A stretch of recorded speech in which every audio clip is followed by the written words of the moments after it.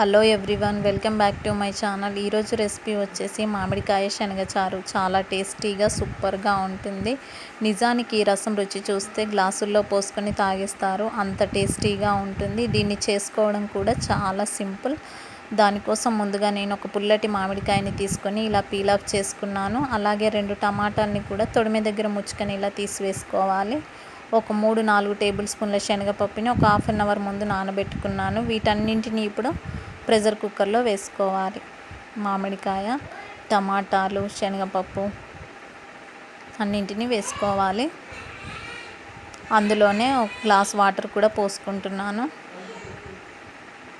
మూత పెట్టుకొని ఒక 4-5 విజిల్స్ వచ్చేంత వరకు ఉడికించుకోవాలి. 4-5 విజిల్స్ తర్వాత మూత తీసి చూస్తే మామిడికాయ, టమాటాలు, శనగపప్పు చక్కగా ఉడికాయి. ఇవి చల్లారాక టమాటాలకు ఉండే స్కిన్ని మొత్తం ఇలా తీసివేయాలి. అలాగే మామిడికాయ గుజ్జుని కూడా ఇలా చేతితో పిండుకోవాలి. టెంక బయటికి తీసివేయాలి. ఇలా మొత్తం పిండుకోవాలి.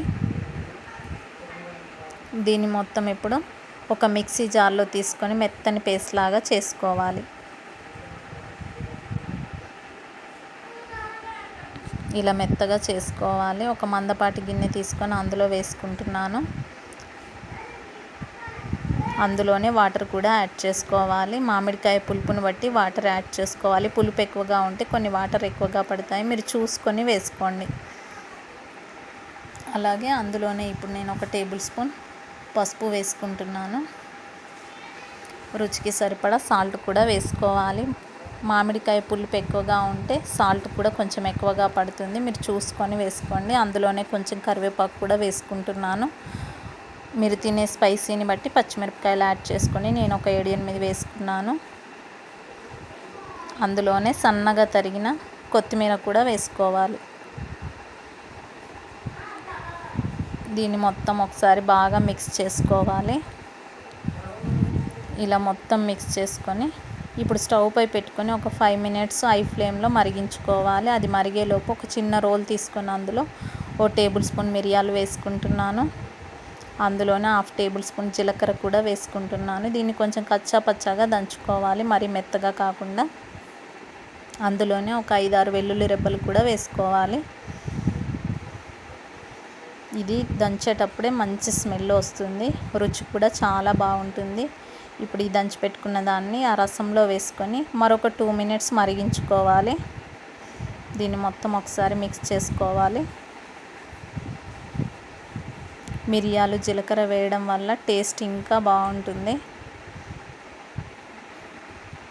ఇలా మరిగాక ఇప్పుడు దాన్ని పక్కన పెట్టుకొని పోపు కోసం మరొక గిన్నె తీసుకొని ఒక టేబుల్ స్పూన్ ఆయిల్ వేసుకుంటున్నాను. ఆయిల్ వేడయ్యాక ఒక టేబుల్ స్పూన్ ఆవాలు, ఒక టేబుల్ స్పూన్ మినప్పప్పు, 1/2 టీ స్పూన్ మెంతులు వేసుకుంటున్నాను. అందులోనే కరివేపాకు కూడా వేసుకుంటున్నాను.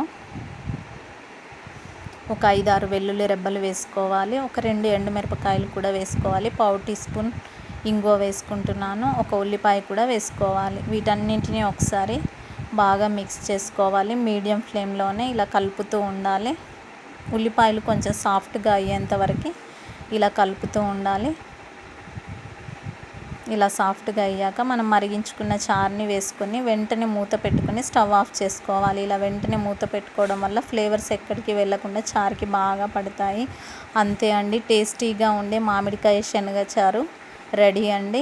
ఇది ఇంట్లో మీరు ఒకసారి చేసి పెడితే మిమ్మల్ని ఖచ్చితంగా మెచ్చుకుంటారు. సో తప్పకుండా ట్రై చేయండి. ఇలాంటి మరిన్ని వీడియోస్ కోసం ఛానల్ని సబ్స్క్రైబ్ చేసుకోండి. మరొక మంచి రెసిపీతో మళ్ళీ కలుద్దాం.